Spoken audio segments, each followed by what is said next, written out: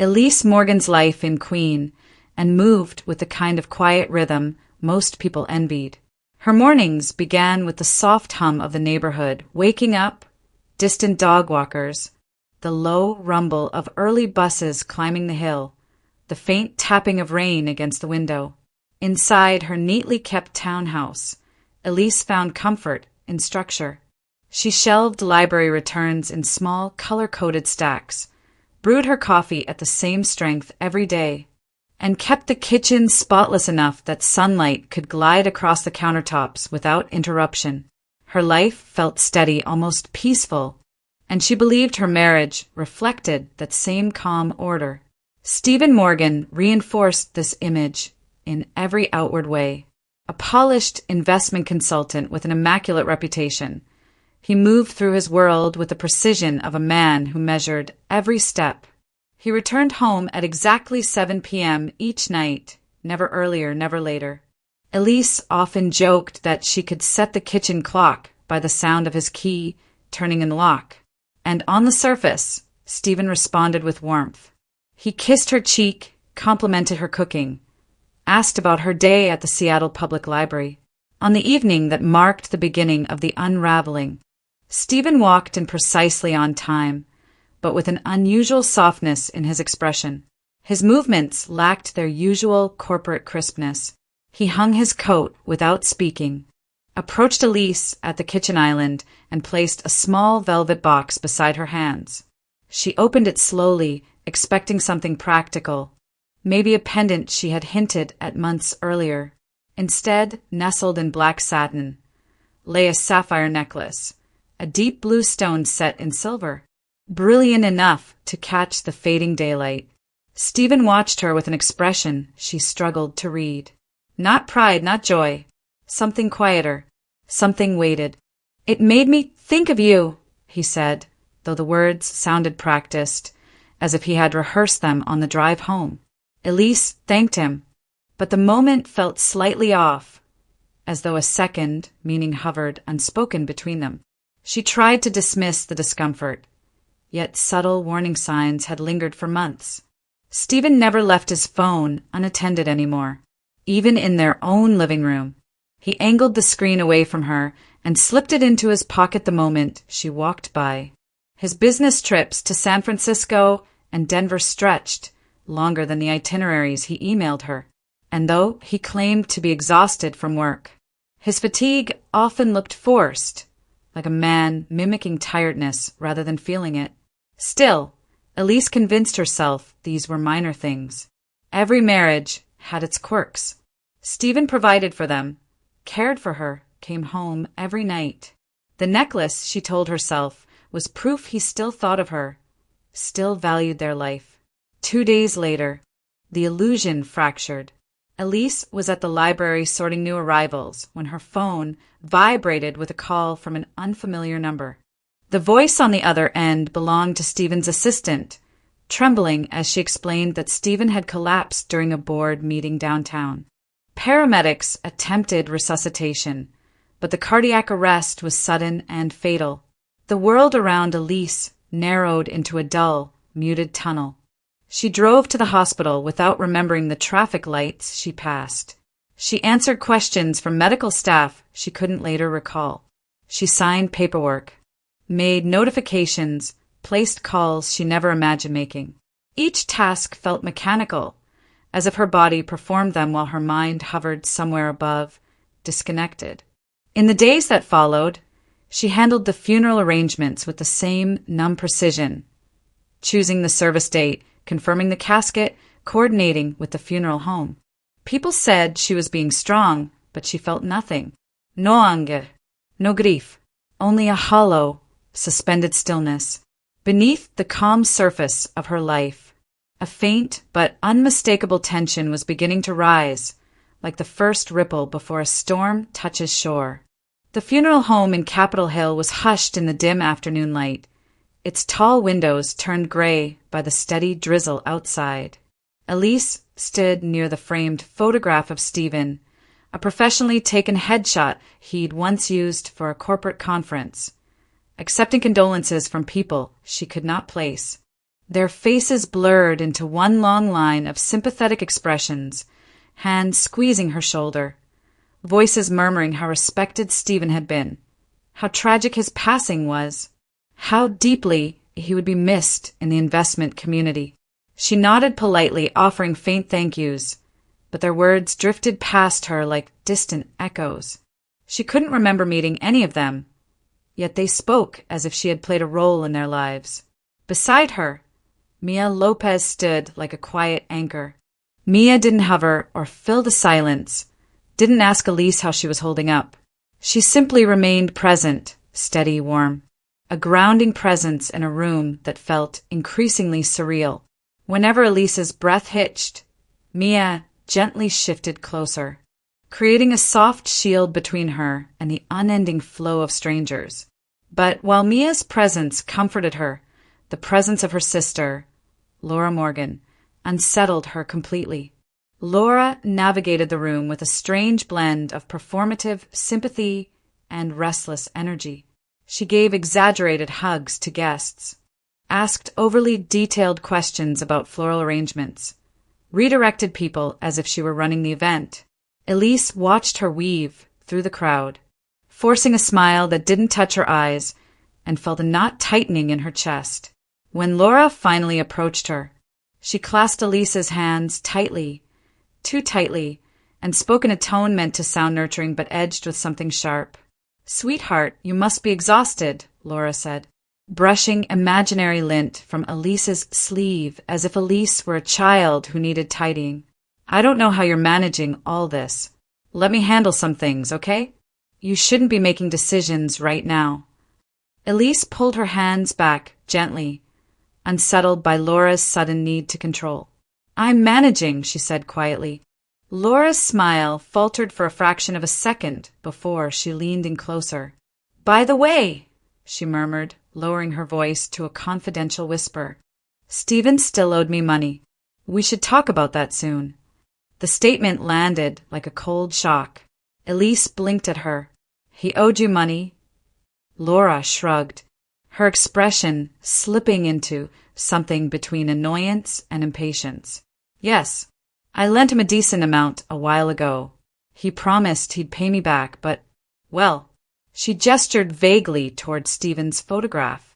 "That's not happening now." Elise stared at her sister, trying to process the claim.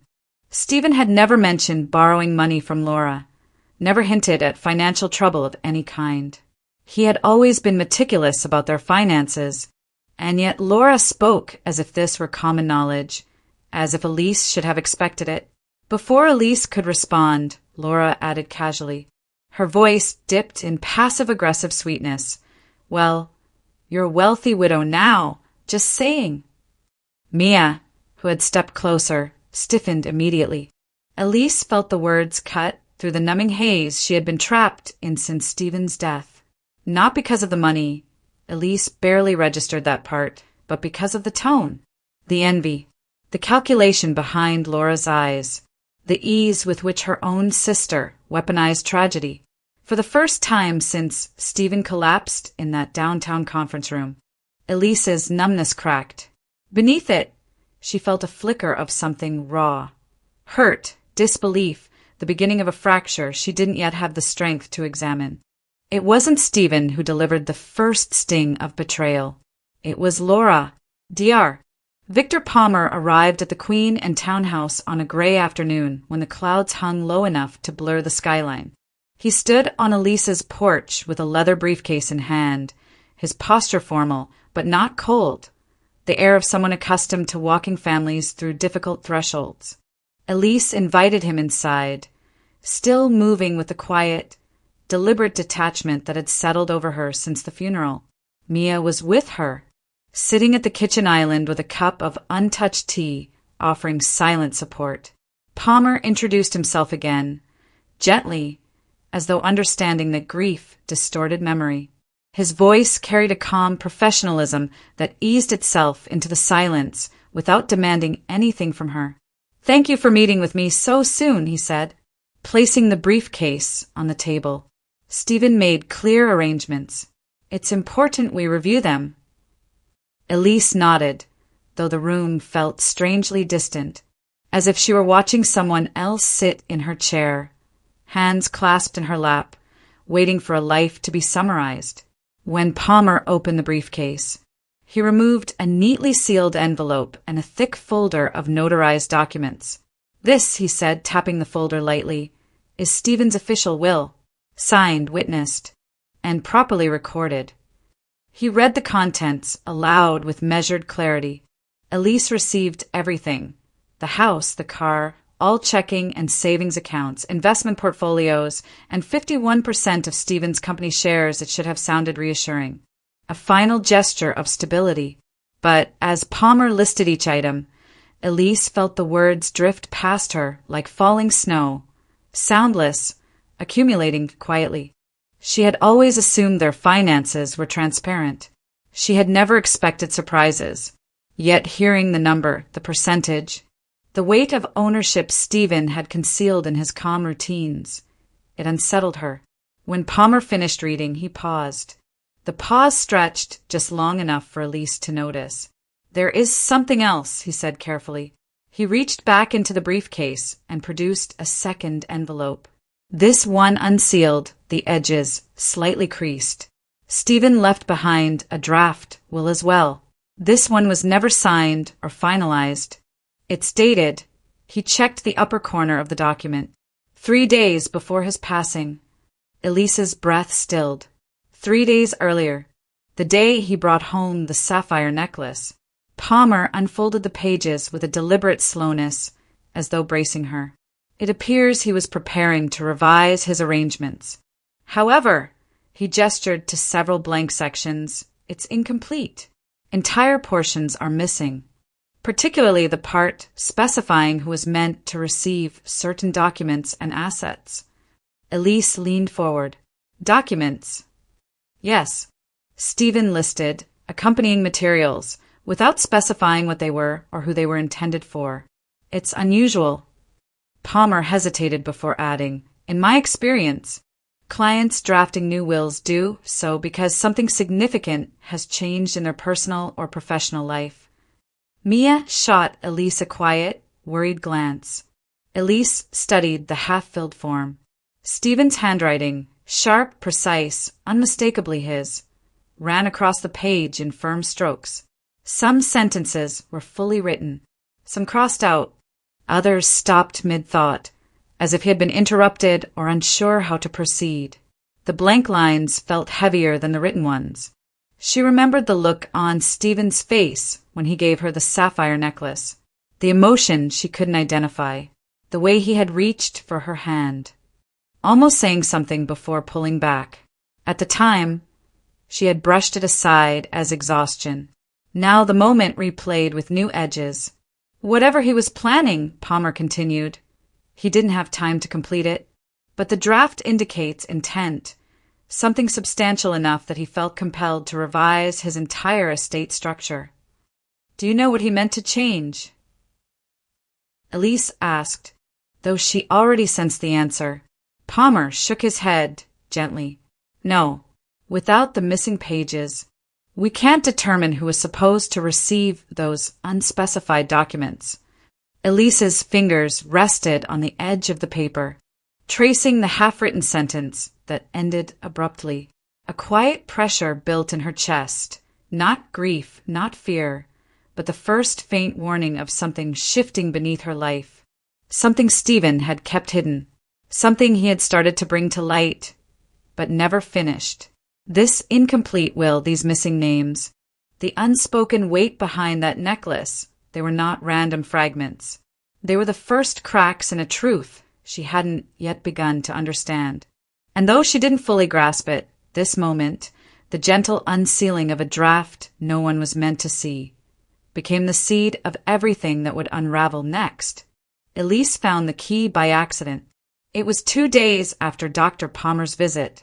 She was in the bedroom, sorting through Stephen's suit jackets, preparing a small donation pile because Mia had gently suggested that doing something tactile might quiet her mind. Elise slipped her hand into one of the inner pockets, expecting nothing more than a lint roller sheet or a forgotten pen. Instead, Her fingers closed around a small metal object. She drew it out slowly, a brass key attached to a tag labeled Unit B47 Pacific Storage in block letters.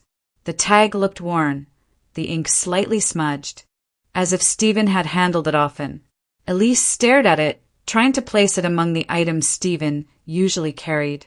His car fob, his office keys, their mailbox key. But she had never seen this one.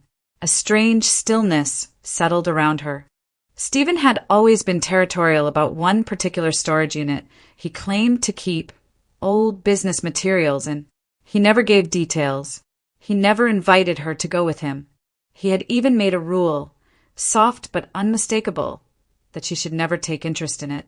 "Just documents," he told her once, brushing the topic aside. "Nothing you'd care about." At the time, Elise hadn't questioned it. Their routines were tidy, their boundaries unspoken but stable. If Stephen wanted a private space, she assumed it was harmless. But now, with the draft will pressing on her mind and a key she was never meant to find resting in her palm, something inside her shifted. She sat on the edge of the bed, the key gleaming faintly against her skin. Every instinct told her this wasn't small. This wasn't random. Stephen had controlled so many parts of his life with meticulous care. A hidden storage unit didn't fit into the clean lines he maintained, unless it housed something he couldn't explain. Mia, standing in the doorway folding a sweater, noticed the look on her face. "Elise, what is that?" Elise held up the key. "I've never seen this. It's for a storage unit. Pacific Storage." Her voice trembled slightly. "He never let me near the one he used." Mia's expression darkened with protective concern. "Do you want me to go with you?" Elise shook her head after a long pause. "No, I think I need to do this alone." It wasn't defiance. It wasn't curiosity. It was something quieter, deeper. The first moment she chose to step beyond the boundaries Stephen had drawn around her life.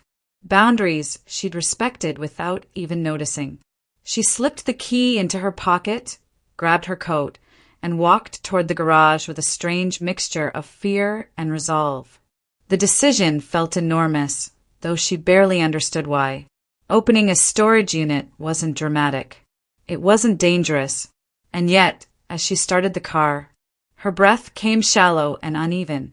She sensed, without any clear reason, that this would not be like finding old binders or boxes of invoices. This felt like stepping toward the part of Stephen she had never been allowed to see. The drive to Soto took 20 minutes. Rain streaked the windshield as she left the quiet neighborhoods of Queen and behind and descended into the industrial stretch of warehouses, repair shops, and shadowed alleyways. The streets felt colder here, more anonymous. Trucks rumbled past. Loading docks echoed with metallic clangs. Elise tightened her grip on the steering wheel. Pacific Storage appeared as a long, rectangular building lined with rows of metal doors. She parked in a nearly empty lot, the hum of fluorescent lights buzzing overhead. The air smelled faintly of oil and damp concrete. For a moment, she sat in the car, staring at the rows of storage units stretching in both directions. Unit B47 waited somewhere among them, quiet, locked, holding whatever Stephen had chosen to hide. She stepped out, the key cold in her hand. Elise didn't realize it yet, but this walk down a concrete hallway toward a door she had never been meant to open would become the moment that fractured everything she believed about her marriage. What lay behind that metal door would begin to rewrite her entire past.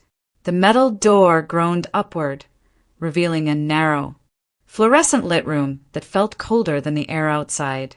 Elise stepped in cautiously, expecting boxes, maybe dusty old files from Stephen's consulting work. Instead, she froze. The walls were covered. Hundreds of photographs, printed, taped, meticulously arranged, stretched across every inch of metal. Some were faded, curled at the edges. Others were recent, sharp, glossy. They formed a decade-long timeline, a mosaic of a life Elise had never known existed. She moved closer, breath trembling. Stephen appeared in nearly every photo, but never with her. He was younger in the early ones, hair darker, posing casually in cafes, hotel lobbies, sunlit parks. In each frame, beside him, stood the same woman, Noelle Rhodes. Striking, warm-eyed, a soft-featured beauty who looked 10 years younger than Elise. In early photos, she leaned into Stephen like a woman in love. In later ones, she looked more guarded, tired even. Elise's stomach tightened as she traced the sequence with her eyes. 10 years, nearly their entire marriage. On a small folding table sat binders, thick, color-coded, labeled by year. Receipts were sorted inside plastic sleeves, hotel stays, airline tickets, restaurant dinners, cash withdrawals. Next to them lay a stack of burner phone numbers, scribbled on notepads and envelopes. Offshore account paperwork, set neatly clipped together, the kind Stephen would have mocked if he saw it in another client's hands. Elise lifted a folder labeled Rhodes Transfers. Inside were printed transaction slips, monthly payments, consistent, substantial, wired to Noelle Rhodes. Some were marked with notes in Stephen's handwriting. Rent, school, medical, personal. Her pulse hammered. She flipped further. In photographs from the later years, a young man began appearing, a tall, lean 20-something with the same hazel eyes as Noelle. Aaron Rhodes. Elise stared at his face, the resemblance unmistakable. The photos showed him growing from a teenager into a young adult. Birthdays, graduations, basketball games, smiling awkwardly beside Stephen. In one image, Stephen had his arm around him, proud and paternal in a way Elise had never witnessed. Her knees weakened. She spotted a cluster of medical folders stacked near the back of the unit. Slowly, as though fearing what her hands might reveal, she opened one. Inside were cardiology reports, tests, charts, prognosis notes, all addressed to Stephen Morgan. The earliest dated 6 months before his death. A sentence jumped out, circled in pen. High risk of sudden cardiac event. Immediate lifestyle changes recommended. Another note. From 4 months later, patient declines recommended intervention. One more, scribbled in a doctor's irritated handwriting. Discussed severity. Patient acknowledges risk. Elise's breath caught. Stephen knew. He knew he didn't have much time left. She sank onto a metal stool, her hands trembling as she pressed the folder to her chest. The weight of it all, photos spanning 10 years, the secret payments, the offshore accounts, the young man who could only be Stephen's son, the medical warnings, crashed into her like a wave she couldn't brace against. This wasn't a moment of discovering an affair. This was the unraveling of her entire marriage. Stephen hadn't made one mistake. He had built an entire hidden world, maintained with precision, curated with care, protected with boundaries she had never questioned.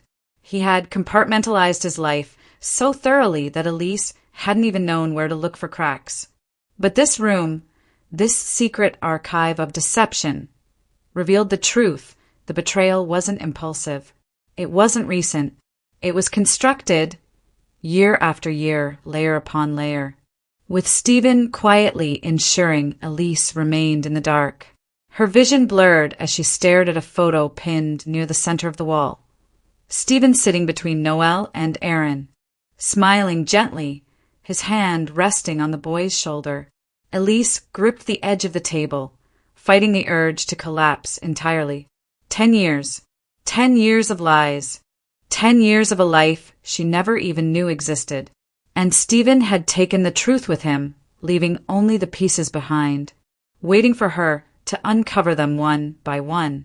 The sound was so soft at first that Elise thought it was just the metal frame shifting in the cold. An echo, a settling, something harmless. But then she heard it again. The faint click of a lock turning, the groan of the hallway door opening. Footsteps. Slow, hesitant, getting closer. Elise lifted her head, heart thudding as she instinctively stepped back from the wall of photographs. She wiped quickly at her face, trying to steady her breath, but the tremor wouldn't leave her chest. The storage unit had felt like a tomb of secrets, one she'd stumbled into alone. She hadn't considered that anyone else might come here. The footsteps stopped right at the threshold. A tall young man appeared in the doorway, broad-shouldered, early 20s, hair damp from the drizzle outside. He froze when he saw her, not in confusion, not in alarm, in recognition. His expression tightened with something like guilt, something like dread. "You're Elise," he said, quietly, voice rough. "Stephen's wife." She stared at him, unable to speak. She had seen his face an hour earlier, over and over, in photos taped to the walls. His younger version, smiling with adolescence. His older self, standing beside Stephen with a confidence that suggested familiarity. Now he stood in front of her, breathing carefully, watching her as though bracing for her reaction. "You're Aaron," Elise finally managed. His shoulders dropped slightly. "Yes." The word hung in the cold air between them. For a moment, neither moved. Elise felt the weight of the medical reports, the decade of photographs, the binder of transfers, all of it swirling into a truth she could barely hold. Aaron stepped inside, closing the unit door behind him as if protecting them from whatever might be passing outside. He didn't come closer. He seemed almost cautious, unsure whether his presence was a comfort or an intrusion. "I didn't think you'd find this place so soon," he said. "Or alone." Elise swallowed, voice barely steady. "He kept all of this. All of you." Aaron's gaze drifted to the photographs, his jaw tightening briefly. He thought he could manage 2 lives at once. He was wrong. He glanced back at her, and for the first time there was softness. "I'm sorry you had to see it like this." Elise pressed a hand against the metal table to ground herself. "How long did you know?" "Since I was 15, he said. That's when he finally told me who he was." A humorless laugh escaped him. "But he didn't exactly tell me everything about you." Elise felt her stomach twist. Not because of the betrayal. She had already felt the blow. But because the young man in front of her looked conflicted, lost, as though he'd never asked to be part of this tangled secret. Aaron ran a hand through his hair, tension tightening his movements. "There's something you need to know. Something important." He hesitated, then added, "Stephen showed me the draft will." Elise's breath caught sharply. "He showed it to you?" "Yes." Aaron's eyes darkened. "And there's another one. A separate will. Unofficial, handwritten. He kept it in his office downtown, in a locked drawer behind the legal files. He told me to get it if something ever happened." Elise felt the room tilt slightly. Why would he trust you with that? "Because he knew time was running out," Aaron said, voice quiet but firm. His cardiologist warned him. He knew he wasn't getting better. He wanted certain things revealed after he was gone. He paused, but he died before he could finalize any of it. Elise stared at him, fear rising like a cold tide. "Why are you telling me this now?" Aaron shifted his weight, lowering his voice. "Because I think someone else already knows. About the documents. About him revising the will." His gaze slid toward the hallway, as though expecting someone to appear. "And if they're trying to find that unofficial will first, you need to understand what you're up against." Elise felt a chill run through her. "Who?" she whispered. Aaron didn't answer immediately. When he finally spoke, his voice was low, grim. "People who don't want the truth coming out." A long silence followed. Elise's pulse hammered. The revelations, the deception, the years of secrets. It was too much, too fast, a tidal wave crashing over the fragile numbness she had been clinging to. But there was no space left to retreat, no illusion left to hide behind. The truth had found her, and it wasn't done unraveling. For the first time, Elise realized she didn't just stumble into a storage unit. She had stepped into the center of Stephen's unfinished plans, and into a storm she hadn't yet begun to understand. Mia's house in Capitol Hill was normally a warm refuge. Soft lamps, mismatched cushions, the faint smell of cinnamon from the tea she brewed every evening. But tonight, the living room had transformed into an improvised evidence room. Papers covered the coffee table, receipts spilled across the rug, binders set open like silent witnesses. Elise stood in the center of it all, arms wrapped around herself, as if holding her body together was the only way to stay upright. Aaron sat across from her, sleeves rolled up, sorting documents with a precision that reminded her unsettlingly of Stephen. Mia moved between them quietly, offering tea, moving lamps, clearing space, doing everything except asking questions. She knew Elise would speak when ready. They had brought everything from the storage unit. The binders, the receipts, the medical files, even several photos Elise hadn't been able to leave behind. Now, laid out under the warm light of Mia's living room, the pieces began forming a shape neither of them could ignore. "Start with the financials," Aaron said gently, sliding a stack of folders toward Elise. "That's where everything connects." Elise nodded, though her hands trembled as she opened the first binder. Inside were statements from offshore accounts, Cayman Islands, Panama. 2 she didn't even recognize. Each account bore Stephen's name or a variation of it, paired with corporate entities that sounded official but meant nothing. She stared at the numbers, large deposits, quiet withdrawals, transfers that aligned perfectly with the wire slips she'd seen in the storage unit. He funneled money through. "All of this," she whispered. "Shell corporations," Aaron confirmed. Some under his name, some under other identities. He wasn't just supporting us. He was hiding money. A lot of it. Elise felt a pang of nausea. Stephen had once lectured her about saving for retirement, insisting they be careful, responsible. And all this time, he had hidden entire financial ecosystems from her. Mia reached over, placing a steadying hand on Elise's back. "Take your time. There's no rush." But the documents didn't allow room for breath. Another folder revealed wire transfers, tens of thousands, sent monthly to 2 shell companies Elise had never heard of. The columns ran down the page like an endless drip of secrets. Aaron pulled another stack closer. "These," he said, "are the ones Stephen meant for me." He opened a thin binder labeled AR Holdings. Inside were formal documents granting Aaron partial control of a small tech consulting company. Elise blinked at the signature. Stephen's handwriting unmistakable. "He set this up years ago," Aaron explained. "Said he wanted me to have something stable in the future." Elise's breath caught.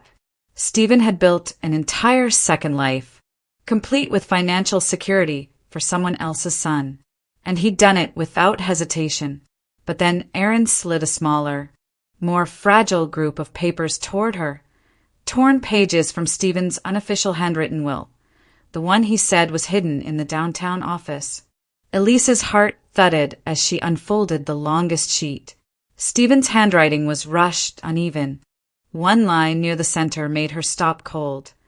"L, to receive 20% of proceeds from Evergreen property sale as compensation for..." The sentence ended mid-stroke. Mia leaned closer. "Elle. Laura." Elise felt every muscle tense. He meant to name her. I know he did. "Evergreen property." Mia asked, "Did he ever mention that to you?" "No," Elise said, her voice barely audible. "We don't own any property called Evergreen." Aaron flipped through the papers. He must have kept it separate. Off the books. Elise stared at the unfinished line again.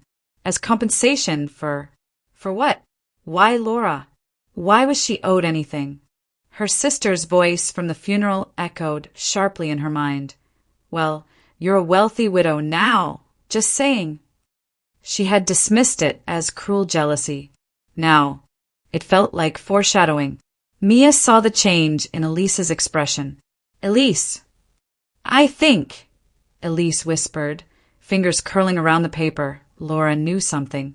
Maybe more than I ever did. The room fell silent. Outside, a siren passed along the steep Capitol Hill streets, its wail muffled by rain, but inside, a new awareness settled with unmistakable weight. For the first time, Elise didn't just feel betrayed by Stephen. She felt the unmistakable first pull of suspicion toward her own sister. Elise's phone rang at exactly 6 a.m., slicing through the thin layer of sleep she had managed to fall into. The sky outside was still dark, a faint blue-gray softening the edges of Queen Anne. For a moment she wondered if it was Mia or Aaron or even a wrong number, anything ordinary. But the caller ID stopped her breath.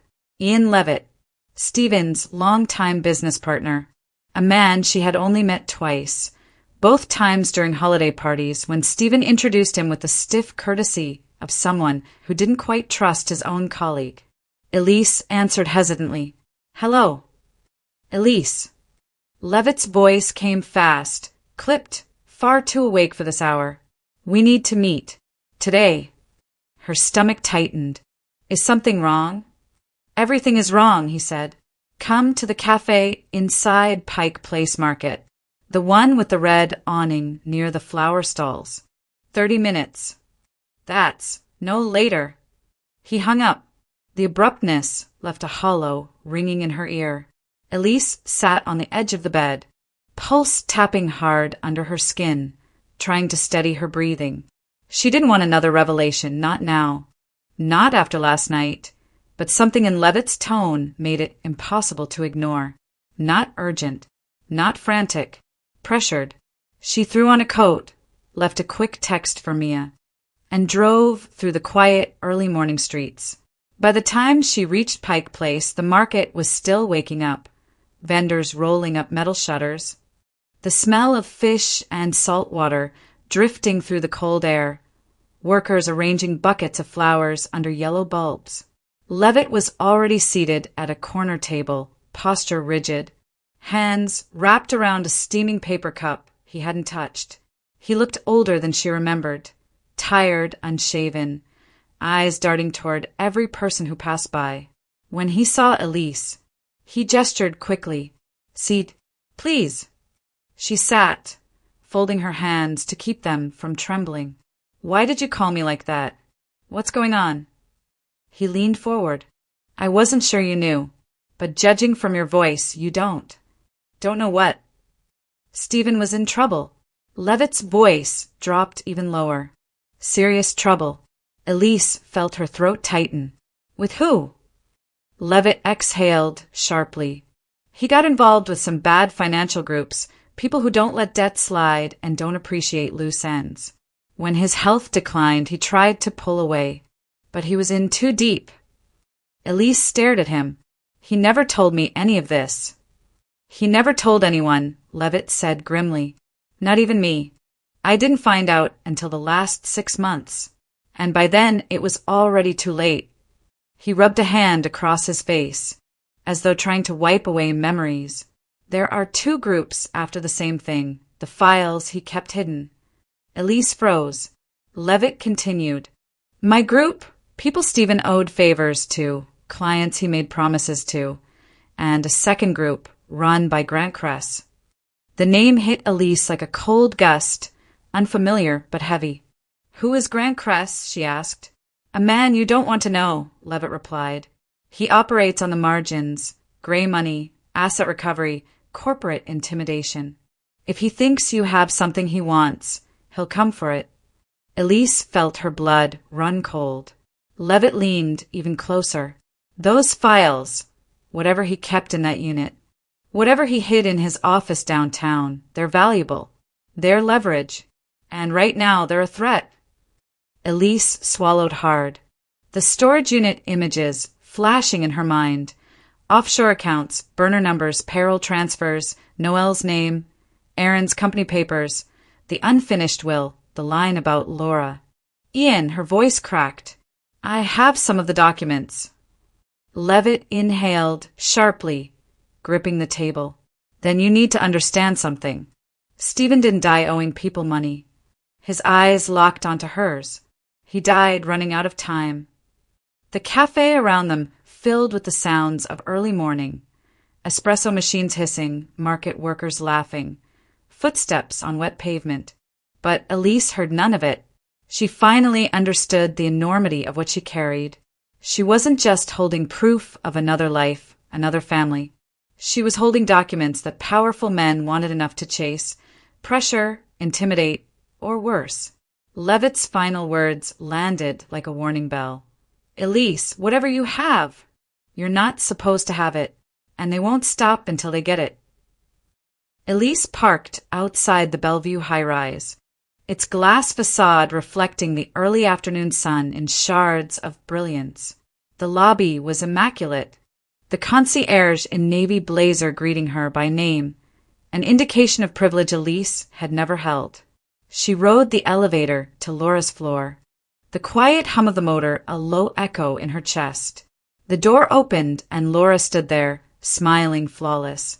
The condo behind her was opulent, white marble floors, floor-to-ceiling windows overlooking Lake Washington, minimalist art pieces spaced innocuously on alabaster walls. Elise took it in every detail: the designer sofa, the high-spec stereo system, the fresh orchids on the side table. "Welcome," Laura said. Her voice was lush, polished. "Thank you for coming." Elise nodded, unable to speak. The hallway behind them gleamed, so brightly it felt almost antiseptic. Laura gestured to a small seating area. "Can I offer you something? Tea? Coffee?" Elise shook her head. "I'd rather get to the truth." Laura paused. She sighed softly, as though she'd been waiting for this moment for some time. She sat down, and Elise followed her lead. "You're right," Laura said. Her voice lacked the usual edges of irritation. It felt eerily calm. "We need to address this." She placed her hands on her lap. "Elise, I've known about our situation for 10 years. Elise's breath hitched. "What situation?" Laura closed her eyes briefly, then opened them. "Stephen's second family. It wasn't a secret to me. Not entirely." Elise stared at her. "You knew?" Laura nodded slowly. "I did." She leaned forward slightly. "He asked me to keep quiet. He said it would ensure everyone was protected. He gave me money, which I accepted. For a long time, I believed I was being rewarded for loyalty." A thunderous crack echoed inside Elise's chest. Laura continued, voice lowering. 8 months ago, Stephen and we became involved. Personally. And now, she placed one hand gently over her stomach. "I'm 10 weeks pregnant with his child." Elise felt her knees weaken, steadied herself on the arm of the chair. The room spun just enough to show the edges of the furniture blur. "You're pregnant," Elise whispered, voice broken. "With his child." Laura's expression flickered. Guilt, triumph, sadness, a mix Elise could barely parse. "Yes, I didn't plan for this to be part of the mess. But it is what it is." The starkness of it all hammered into Elise. Her sister, her comfortable-seeming, privileged sister, was carrying the other man's baby. The man they both loved. The man whose death she still bore the weight of. And the man whose secret life she had just discovered. Laura's voice broke the silence again. "I believed Stephen loved you, at least in his way. He made me believe I was part of his future when the rest of the world wasn't. I accepted that until I didn't." Elise stood up, moving away from the chair so quickly she nearly tripped. She looked out the window at the lake, the promise of calm water belying the storm inside. "Why didn't you tell me?" Elise demanded, turning back. "Why did you let me live this lie?" Laura's sigh came again. "Because love isn't clean. Because protection isn't protection until someone admits the truth. Because I was afraid of what losing Stephen would mean. Which is why I accepted what he asked of me." Elise felt tears creep into her eyes, though they were numb. So while I was living a marriage I thought was honest, you were a substitute, a secret, a deal. Laura rubbed her temples. You deserved better. You always did. But you also chose to believe what Stephen wanted you to believe. Elise sank against the wall, sliding down until the hardwood floor pressed against her legs. The luxury all around her magnified the betrayal. A comfortable life built on illusions, silence, and financial transactions. The orchids, the marble. The lake view, they were financed by the same hidden world that had been built without her knowledge. She looked back at her sister. You and he plotted this. Laura's lips pressed into a fine line. He asked me to keep quiet. I thought it was loyalty until it wasn't safe anymore. And now, this. She touched her lower belly again. Now everything's changed. The room felt colder. The sun outside brightened, but Elise felt darkness. The betrayal of her sister wasn't just emotional, it was foundational. Her family, her life, her entire understanding of Stephen's love, all had been built on shifting sand. Elise closed her eyes for a moment, grieving not just the husband she lost, but the life she thought she had lived. When she opened them again, there was no anger yet, just stark, hollow clarity. And in that moment, the apex of truth crashed down. Her sister had known everything. Her sister had been complicit. She wasn't just a widow anymore. She was a woman betrayed by the man she loved and by the sister she trusted. Elise drove back to Queen, and on autopilot, the city lights streaking past her windshield like blurred accusations. Laura's words replayed in her head in jagged fragments. 10 years, paid to keep quiet, 8 months, 10 weeks pregnant, as if each confession had lodged itself into her ribs and refused to move. By the time she pulled into her driveway, she felt hollow and overfull at the same time. Mia was waiting inside. She took one look at Elise's face and didn't bother with questions. She just guided her to the couch, draped a blanket over her shoulders, and pressed a mug of tea into her hands. The house was dim, the only light coming from a lamp in the corner, casting soft shadows across the living room. What happened? Mia asked gently. Elise stared into the steam rising from her mug. Laura knew, she said finally. Her voice sounded far away, even to her own ears. She's known about Stephen's other life for 10 years. He paid her to stay silent, and now she's 10 weeks pregnant with his child. Mia's hand tightened slightly on the back of the couch. For a moment, she didn't say anything. Then she sat down beside Elise and carefully wrapped an arm around her shoulders. I'm so sorry, she whispered. You didn't deserve any of this. The hours blurred. At some point, the tea went cold. The lamp hummed softly. Elise sat in that fragile, exhausted stillness, drifting between disbelief and numbness while Mia stayed nearby, quiet and steady. It was close to midnight when someone pounded on the front door. Both women stiffened. Elise's heart jolted painfully. Mia rose first. Stay here, she said, moving toward the hallway. The knocking came again, sharper, insistent.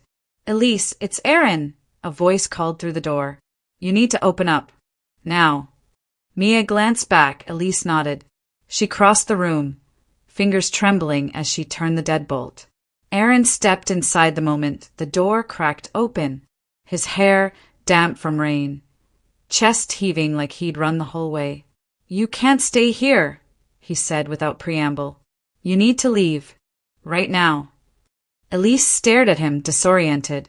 What are you talking about? Aaron shut the door behind him, his voice dropping. Ian Levitt lied to you this morning. He's not just worried. He's involved. And Grant Kress, he's already made threats against me and my mom.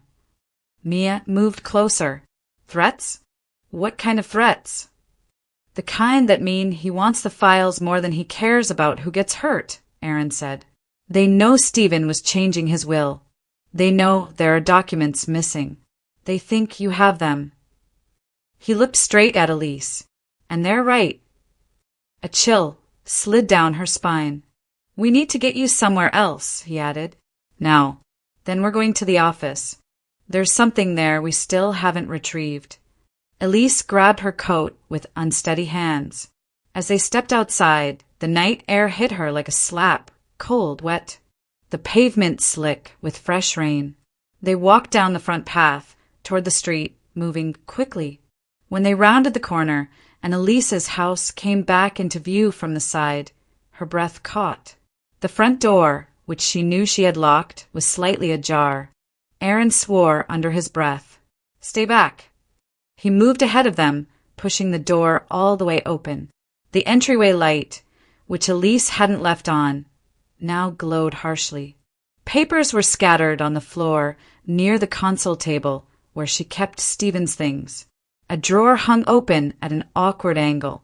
In the living room, a man in a suit was rifling through a small jewelry box, his movements frantic but practiced. Ian Levitt. He looked up when he sensed them, eyes flashing with frustration more than guilt. "Where is it?" he demanded. "The necklace, Elise. He would have kept it here." Mia stepped in front of Elise instinctively. "You broke into her house." Ian ignored her. His gaze stayed locked on Elise. "Stephen didn't give you that necklace for romance. He hid something in it. Cress knows it. I know it. And if Cress finds it first, this gets worse for all of us." Elise felt her lungs constrict. Slowly, she reached up to her collarbone. She'd put the sapphire necklace back on that morning without thinking. Some strange, misplaced attempt at holding onto what little of Stephen she thought she understood. Now her fingers brushed the cool metal of the clasp. Aaron noticed. "He told me about that," he said quietly. "About the code." Ian's head whipped toward him. "What code?" Aaron moved to Elise's side, his voice low, urgent. "Stephen said if anything happened to him, the necklace would be the key. The clasp, there's a hidden plate inside with a numeric sequence. It opens his second safe at the office downtown. The one no one else knows about." Ian took a step toward them. "Then give it to me. I can handle this. You have no idea what you're carrying." Elise stepped back, shaking her head. Fear trembled through her. But there was something else now, too, a thin, growing strand of resolve. "You broke into my home," she said. "You lied to me. Whatever Stephen left, it was addressed to me. Not to you. Not to Grant Cress." Aaron touched her elbow. "We need to go. Now, before anyone else shows up." They backed toward the door, Mia moving with them. Ian didn't follow. He just watched, jaw tight, eyes cold. "You're making this harder than it needs to be," he said. "For yourself." They left without answering. Minutes later, they were in Elise's car, headed toward downtown Seattle. The city's lights glowed against low clouds, streets gleaming with rain. Elise drove in silence, every muscle wound tight. At the high-rise where Stephen's firm had its offices, the lobby was nearly empty. A night security guard barely looked up as they passed, Elise using Stephen's old keycard to access the elevator. The ride up felt endless. Inside Stephen's office, the darkness pressed in like a held breath. Elise found the small lamp on his desk and switched it on. The room looked untouched, papers stacked neatly, awards aligned, city lights reflected in the glass behind his chair. Aaron directed her to a side wall where a framed certificate hung. Behind it, concealed in the drywall, was a keypad. "Use the necklace," he said, hands shaking. Elise unclasped it and scraped her fingernail along the inside edge of the metal. A tiny panel shifted, revealing a slim plate etched with numbers. She typed them into the keypad.